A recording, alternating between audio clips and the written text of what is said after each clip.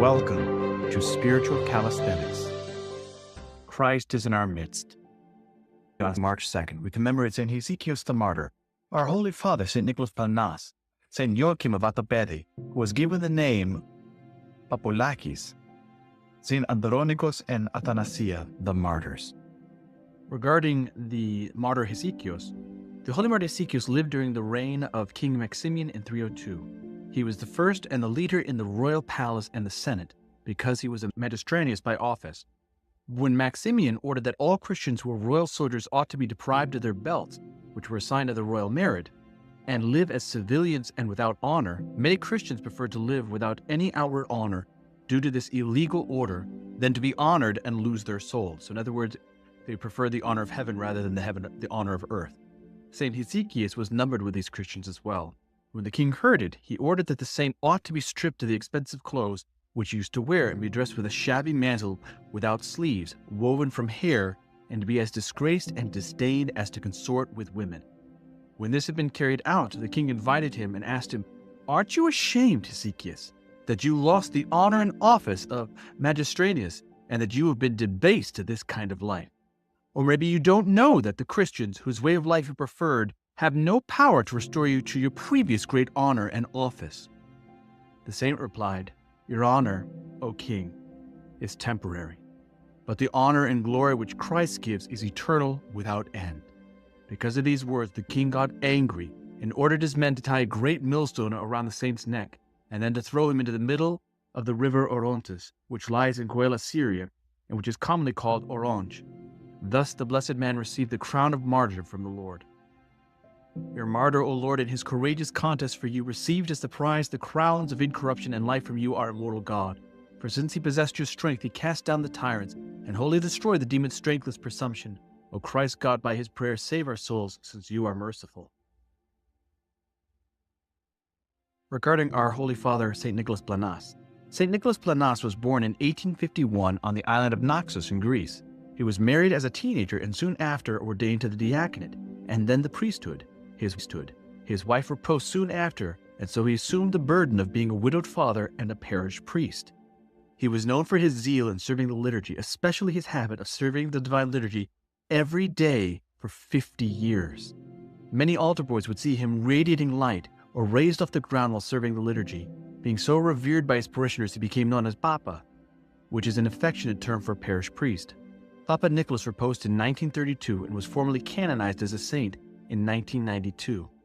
There is also a tradition that says that St. Nicholas Planas was given lists of names, so you know those names of lists that you give to the priests, the living and the dead, that he never threw any of them out. And so every single day for those 50 years that he did liturgy, he would read those names, often taking hours to get through them, because he felt it was so important to pray for the living and the dead of the souls entrusted to him.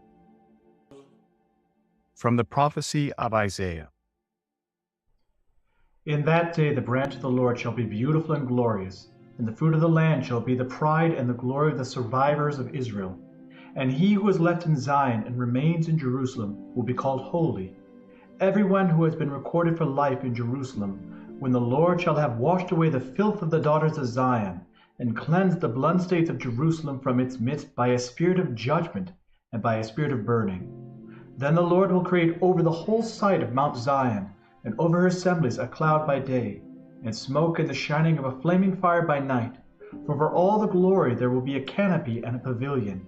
It will be for a shade by day from the heat, and for a refuge and a shelter from the storm and rain. Let me sing for my beloved a love song concerning his vineyard. My beloved had a vineyard on a very fertile hill. He digged it and cleared it of stones, and planted it with choice vines. He built a watchtower in the midst of it, and he hewed out a wine vat in it. And he looked for it to yield grapes, but it yielded wild grapes. And now, O inhabitants of Jerusalem and men of Judah, judge, I pray you, between me and my vineyard. What more was there to do for my vineyard, that I have not done in it? When I looked to it to yield grapes, why did it yield wild grapes? And now I will tell you what I will do to my vineyard.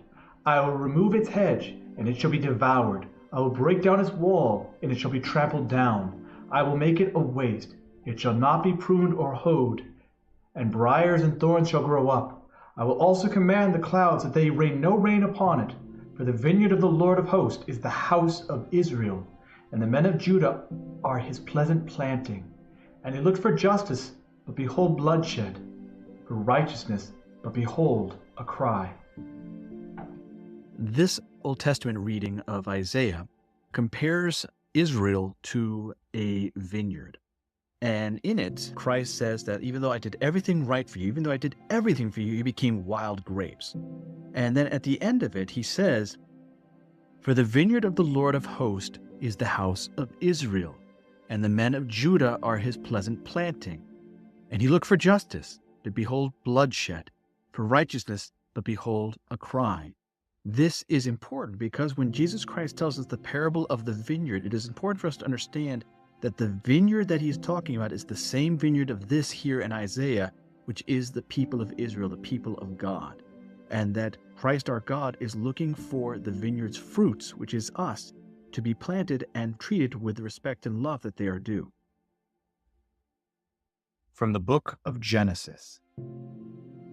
Continuing in Genesis, this is after the fall of man.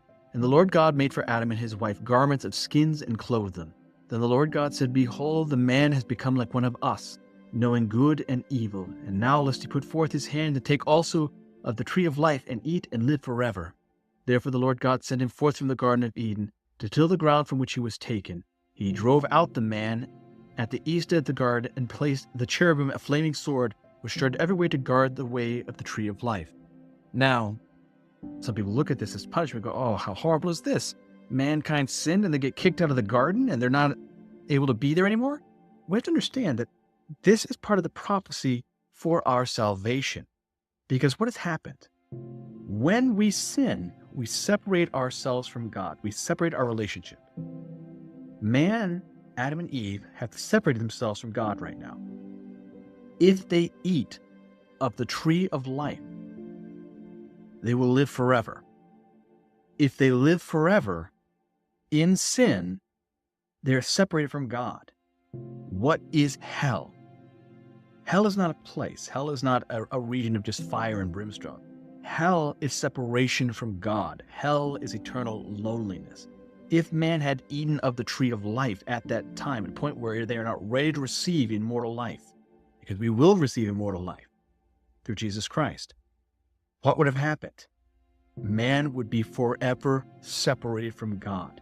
There would be no way for man to be redeemed because now man is immortal. That's a problem.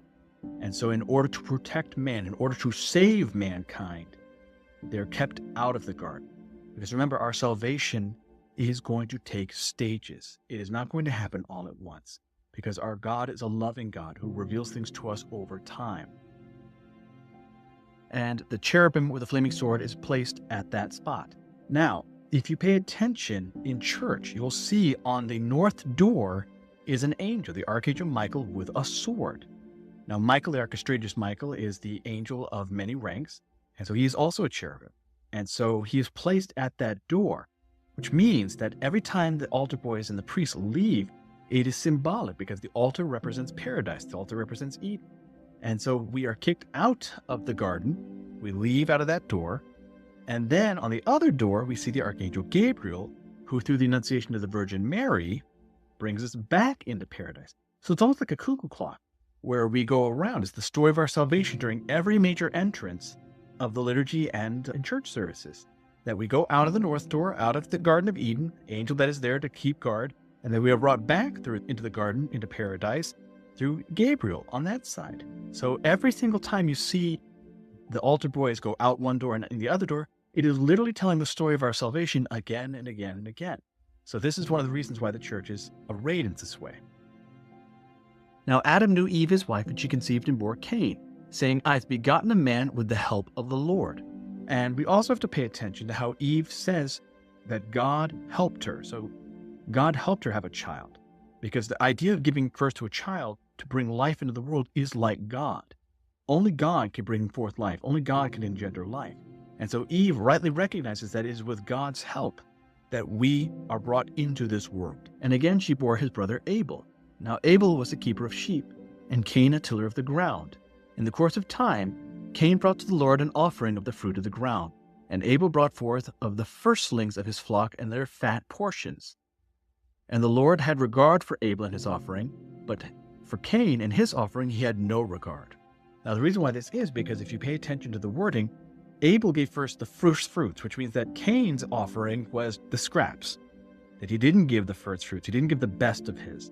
He only gave the scraps of it. So Cain was very angry, and his countenance fell. The Lord said to Cain, "Why are you angry? And why has your countenance fell? If you do will you not be accepted? And if you do not do well, sin is couching at the door."